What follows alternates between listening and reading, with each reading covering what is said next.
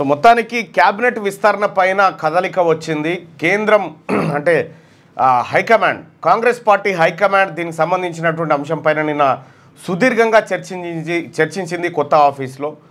So కొత్తగా మంత్రి పదవులు ఎవరికి ఇవ్వాలి, ఉన్న దాంట్లో ఎవరిని తీయాలనేటువంటి చర్చ జరిగింది. దీంతోపాటు కాంగ్రెస్ పార్టీ ఏది కార్యవర్గ భర్తీ, నామినేటెడ్ పోస్టుల అంశం పైన కూడా చర్చ జరిగినట్టుగా తెలుస్తూ ఉంది. సో క్యాబినెట్లకు సంబంధించినటువంటి అంశం మీద చాలా సీరియస్గా చర్చ జరిగింది.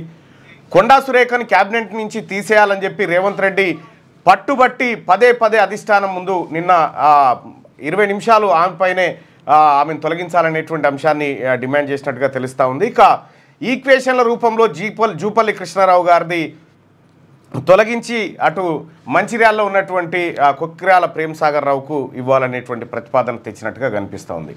దీంతోపాటు ఎవరు సుదర్శన్ రెడ్డి, ఏది బోధన్ ఎమ్మెల్యే సుదర్శన్ రెడ్డిని మంత్రివర్గంలోకి తీసుకోవాలి, ఆయనను ఖచ్చితంగా తీసుకోవాల్సిందే అని చెప్పి ముఖ్యమంత్రి రేవంత్ రెడ్డి పట్టుబట్టడం జరిగింది.